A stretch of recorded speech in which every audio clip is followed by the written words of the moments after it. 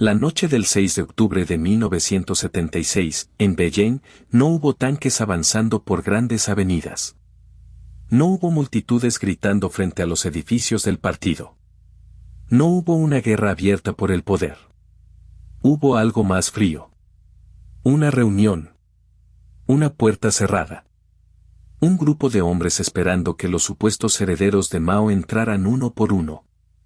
Habían pasado apenas 27 días desde la muerte de Mao Zedong, el hombre que había gobernado China como si su voz fuera una ley superior a cualquier institución.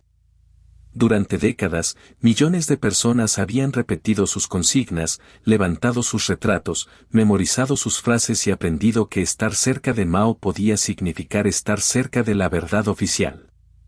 Pero esa noche, estar cerca de Mao ya no protegía a nadie. Jianing, la viuda del líder. Wang Hongben, el joven obrero convertido en figura de la cúpula. Zhang Chunqiao, el ideólogo duro de Shanghái. Zhao Benyuan, el propagandista que había ayudado a encender una de las campañas políticas más destructivas de la China moderna. Durante años, ellos habían parecido intocables. Habían sobrevivido a purgas, campañas, enemigos internos y tormentas políticas. Pero cuando Mao murió, descubrieron una verdad brutal: el poder que depende de un solo hombre empieza a pudrirse en el momento exacto en que ese hombre deja de respirar. Esta es la historia de cómo 4 figuras que habían hablado en nombre de la revolución terminaron arrestadas por esa misma revolución. Y de cómo, en solo 27 días, China pasó de llorar a Mao a borrar a quienes decían continuar su legado. Este video no trata solamente de la banda de los 4. Trata de algo más profundo. Trata de lo que ocurre cuando un régimen construye su estabilidad sobre el miedo, la lealtad personal y la propaganda. Trata de un sistema donde nadie sabe con certeza quién manda hasta que el líder muere. Y trata de una pregunta que atraviesa toda la historia del poder absoluto. ¿Qué pasa con los favoritos del dictador cuando el dictador ya no puede protegerlos? Para entender por qué esos 4 personajes cayeron tan rápido, no basta con mirar la noche del arresto. Hay que volver al incendio político que los creó. La Revolución Cultural. La Revolución Cultural comenzó como una promesa de purificación. Mao decía que China necesitaba defender la revolución de enemigos internos, burócratas, revisionistas, intelectuales sospechosos y dirigentes que, según él, podían desviar al país del camino revolucionario. Pero en la práctica, aquella campaña abrió una década de caos. Escuelas cerradas. Profesores humillados. Funcionarios perseguidos. Familias destruidas por acusaciones políticas. Jóvenes convertidos en instrumentos de una lucha que muchas veces ni siquiera entendían. El culto a Mao creció hasta ocuparlo todo. Su imagen estaba en paredes, libros, actos públicos, fábricas, trenes, escuelas y oficinas. Su palabra podía elevar a alguien o destruirlo. Y en ese ambiente, algunos personajes aprendieron a moverse con una habilidad peligrosa. No necesitaban controlar todo el Estado. Necesitaban controlar el lenguaje. La propaganda. Las acusaciones. La cultura. La interpretación correcta de lo que Mao quería. Ahí empezó a formarse el grupo que después sería conocido como la Banda de los 4. No nacieron como una banda oficial. No aparecieron con un programa público firmado por los 4. Fueron creciendo dentro del sistema como una red radical, protegida por la cercanía ideológica con Mao y por su capacidad para atacar a los enemigos del momento. Jianing era la figura más visible. Antes de convertirse en la esposa de Mao, había sido actriz. Pero dentro del poder comunista chino se transformó en una guardiana feroz de la ortodoxia cultural. Ella entendió que controlar el arte no era un asunto menor. Controlar el teatro, la ópera, el cine, la literatura y la memoria pública significaba controlar lo que la gente podía imaginar. Si una obra era acusada de reaccionaria, no caía solamente la obra. Podía caer su autor. Podían caer sus protectores. Podía caer una línea política entera. Yao Benyuan era el hombre de la palabra venenosa. Un crítico, propagandista e intelectual político capaz de convertir un texto cultural en un arma. Su papel en la denuncia de una obra teatral antes de la Revolución Cultural lo volvió una pieza útil para abrir campañas contra enemigos ideológicos. Sang Chunqiao venía de Shanghái y representaba una línea dura, urbana, doctrinaria, con ambición de poder real. No era solo un agitador. Era un operador político.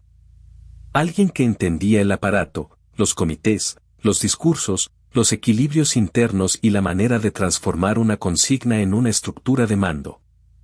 Wang Hongben era distinto. Más joven. Obrero de origen. Presentado como símbolo de una nueva generación revolucionaria.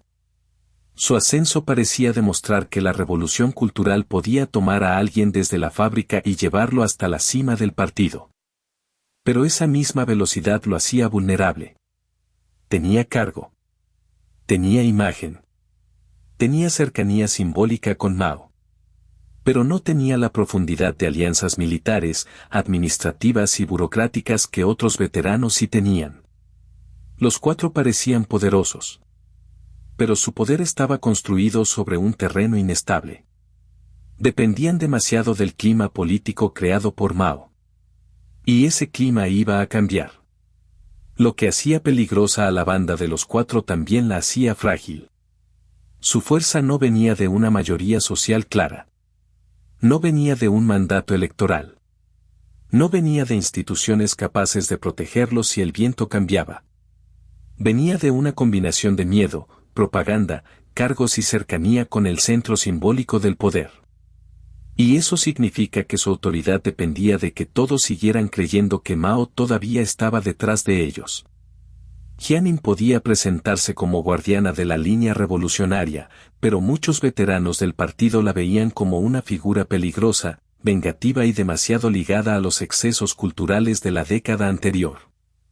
Wang Hongben podía ocupar un lugar altísimo en la jerarquía, pero su ascenso rápido lo hacía sospechoso ante cuadros que habían pasado décadas acumulando contactos, disciplina y experiencia. Sang Chunqiao podía dominar el lenguaje ideológico, pero el lenguaje no detiene a un aparato de seguridad cuando ese aparato ya eligió bando. Yao Benyuan podía escribir, señalar y atacar, pero una campaña de prensa no equivale a controlar el Estado. Ese era el problema central. La banda de los cuatro había aprendido a destruir reputaciones. Sus rivales habían aprendido a sobrevivir. Y en política, sobrevivir durante años dentro de un sistema de purgas enseña una paciencia muy distinta. Los veteranos no necesitaban aparecer como héroes. Necesitaban esperar el momento en que atacar pareciera defensa del orden. Mientras Mao vivía, ese momento no llegaba. Después de Mao, llegó de golpe. Durante la Revolución Cultural, acusar podía ser más poderoso que gobernar.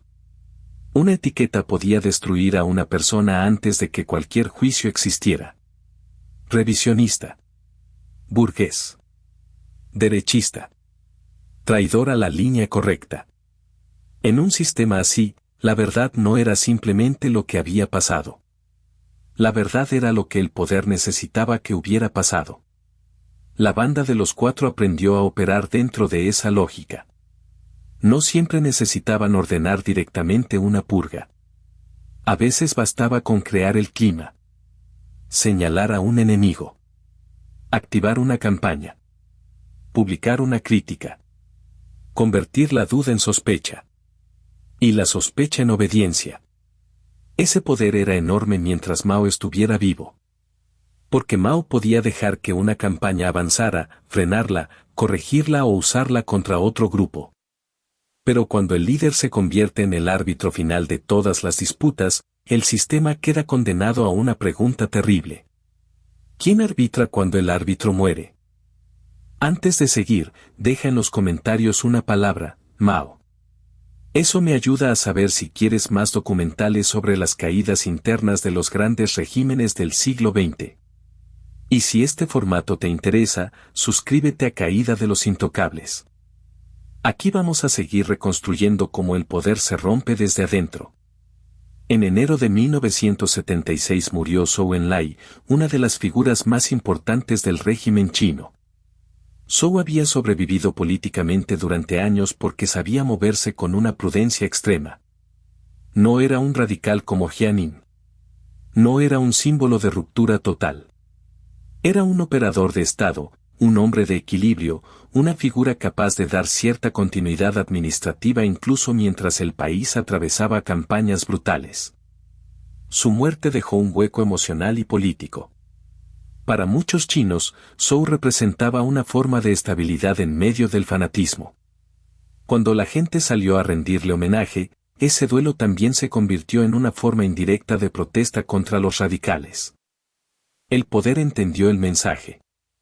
Y como tantas veces en sistemas cerrados, el duelo fue leído como amenaza.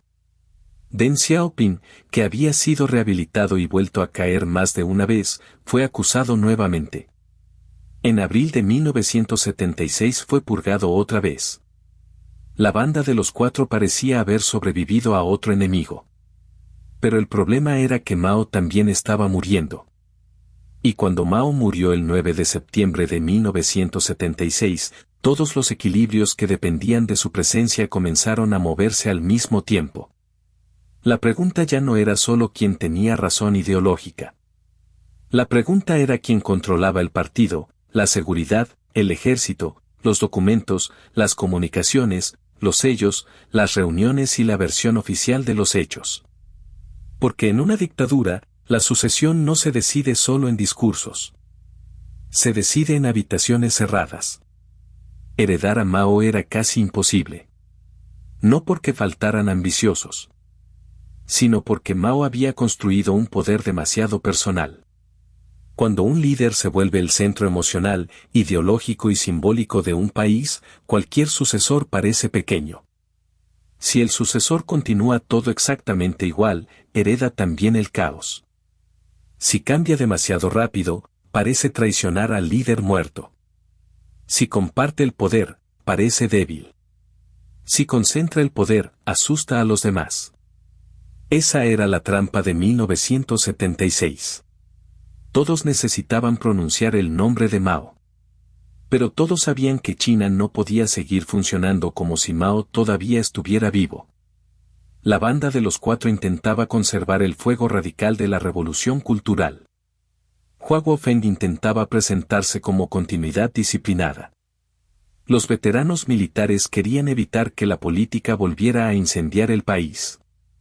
Deng Xiaoping, aunque purgado en ese momento, seguía siendo una presencia latente, una posibilidad de retorno para quienes querían reconstrucción y pragmatismo. Ninguna de esas fuerzas podía decir abiertamente, vamos a deshacer el mundo de Mao. Pero todas entendían que el mundo de Mao, tal como había existido, ya no podía sostenerse sin Mao. Por eso la lucha por la sucesión fue también una lucha por la interpretación del cadáver político del líder. ¿Qué significaba ser fiel a Mao? ¿Continuar la movilización radical? ¿Restaurar el orden en nombre de Mao? ¿Culpar a un grupo pequeño para salvar el prestigio del partido? La respuesta no se iba a decidir en una discusión teórica. Se iba a decidir con arrestos. Hua Guofeng no era el personaje más carismático de la revolución. No tenía el aura histórica de Mao. No tenía el prestigio pragmático que después recuperaría Deng. No tenía la visibilidad agresiva de Jiang. Pero tenía algo decisivo. Una posición formal. Una imagen de continuidad. Y la capacidad de presentarse como el hombre que podía evitar que China se hundiera en otra guerra política. Después de la muerte de Mao, Hua necesitaba una legitimidad que nadie pudiera cuestionar fácilmente. Los radicales también necesitaban moverse. Si esperaban demasiado, podían quedar aislados. Si se movían demasiado rápido, podían parecer golpistas. Todos sabían que la lucha estaba abierta, pero nadie podía decirlo de forma directa. En público, había luto. En privado, había cálculo. Los retratos de Mao seguían en alto. Las consignas seguían sonando. Pero debajo de esa superficie, cada facción estaba contando aliados. ¿Quién tenía acceso a las unidades militares? ¿Quién controlaba la seguridad?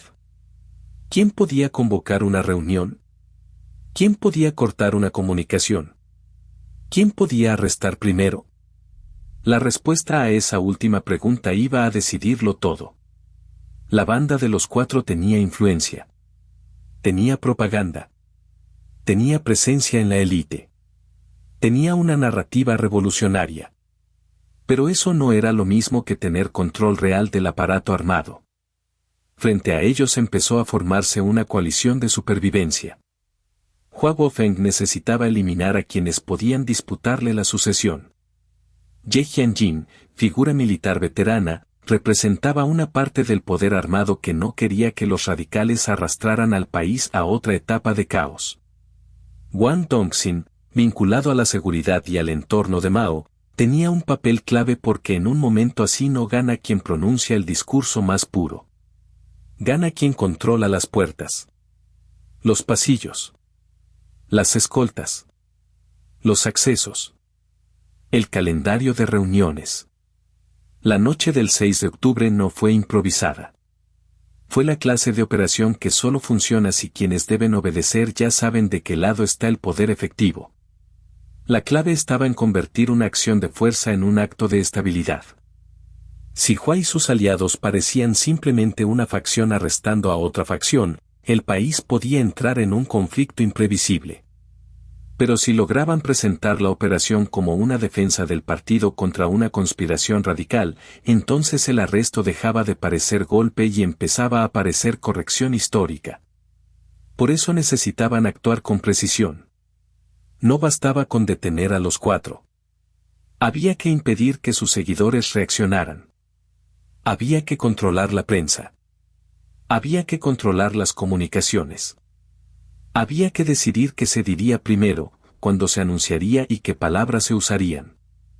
La política china de ese momento no era solo una lucha por personas. Era una lucha por el relato. Quien nombrara primero los hechos tendría ventaja. Si los radicales lograban acusar a Hua de traidor, la historia podía tomar un rumbo. Si Hua lograba acusarlos a ellos de conspiradores, el rumbo sería otro. Esa noche, ganó quien pudo hablar después de haber cerrado las puertas. Si un guardia duda, el golpe fracasa. Si una unidad militar recibe una orden contradictoria, el golpe se convierte en guerra. Si uno de los objetivos logra salir, llamar, advertir o movilizar seguidores, la historia cambia.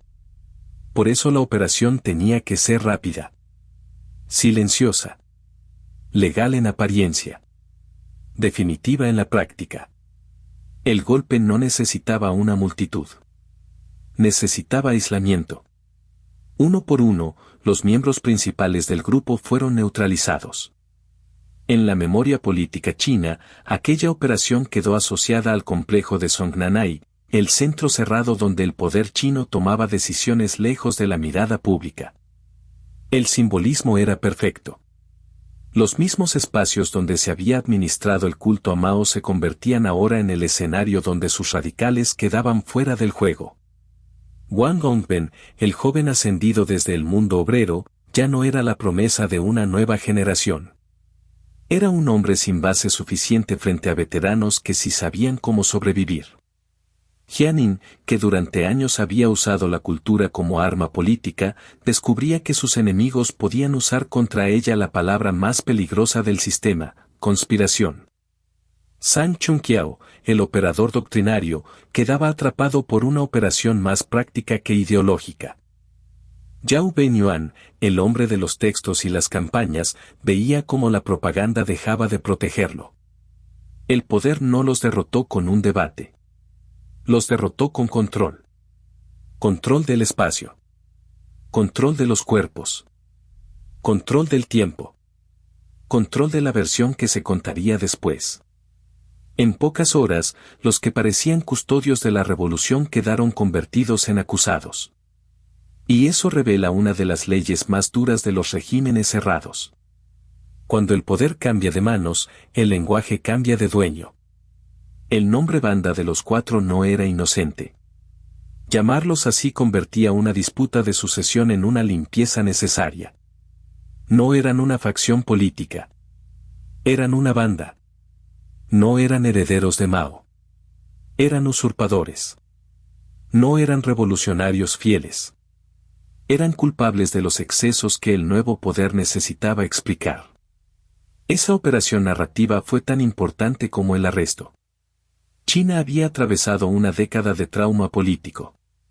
Millones de personas habían sufrido humillaciones, desplazamientos, persecuciones o destrucción de sus vidas profesionales y familiares. El partido necesitaba cerrar esa etapa sin destruirse a sí mismo. Necesitaba decir, hubo errores.